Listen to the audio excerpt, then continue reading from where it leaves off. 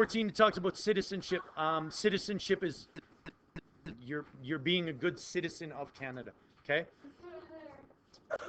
Canada is a multicultural society, which means we have multi cultures, many, many, many cultures. We don't have two cultures. We don't have one. We try to keep everybody's culture and we try to respect it. Okay. When we talk about immigrants, immigrant is somebody that's coming from a new society, and we're coming from Canada or from that society to Canada. Okay.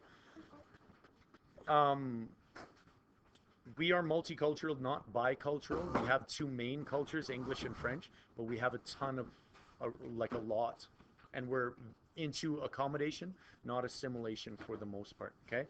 Immigration Act of 1978 attracted skilled and immigrated, educated immigrants from around the world, reunited families, accepting refugees, and allowing those people to become citizens.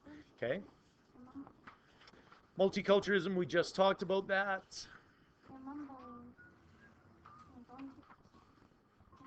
Charter of Rights and Freedoms. In 1982, we revisited what we thought was fair and what we thought should be part of our unchangeable laws that cannot be changed regardless of who's in power, if whatever. So if Hitler came into power, he cannot be racist towards the French or the English.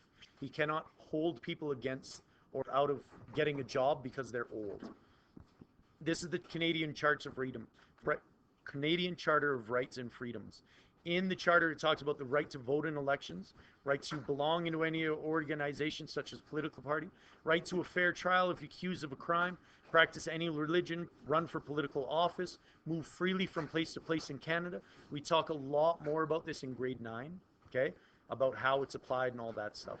First Nations and the Métis. The Métis were finally recognized in 1982, okay, not in the treaties, not in before that. If they weren't specifically mentioned in the treaty, they were Métis were not First Nations. Okay, in 1982, all of the Métis were specifically mentioned and became entrenched in the charter.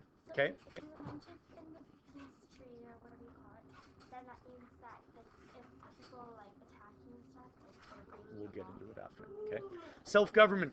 Self-government is Aboriginal communities want to be their own governments. They don't want the government, the Canadian government, coming down and ruling us or them. Okay. So it's the same thing as in when Canada wanted to rule itself. The First Nation want to rule itself. The bigger they get and the more capable they get, the more they want, the more responsibility they get. Just like when you guys grow up, you guys didn't ask for a lot of responsibility in grade 2. You're asking for more now. More by grade 9, you'll start demanding responsibility. By 18 years old, if your parents are going like, "Where are you going? When are you coming back?" You're just going out. I'm just going out. You cannot do that now. Okay, that's where we're going through. Self-government is probably a good thing for them because it helps them take ownership of their growth and continuance. Okay, Francophones in Alberta. It talks about being a bilingual country. There's only two. There's only one province that's bilingual, and it's New Brunswick. Everyone else is unilingual, one language: English, English, English, English, English, English, English, English, English, French. Can you guess which one's French? Quebec. Fantastic. The Official Language Act in the 60s recognized that in government, you can, in a court of law, you can speak French or English, whatever you prefer. They have to provide you both. Okay? If you speak Arabic, it's a whole different thing, but the judge doesn't have to speak to you in Arabic. If the judge, we have to provide bilingualism. Okay? Official languages are French and English. Um, Countering assimilation, we've talked about over and over and over. How you counter assimilation is you maintain onto your identity. Okay, urbanization. A lot of people start to move to cities because the growth, because there's factories, there's jobs here.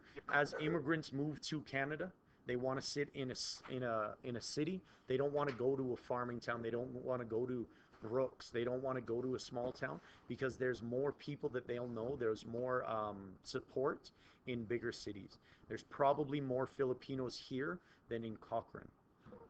Okay, so you're going to want to move to Calgary because you can be supported here instead of moving to Red Deer, Alberta. Okay, Jobs, larger but fewer farms, rural towns shrinking, newcomers preferred cities.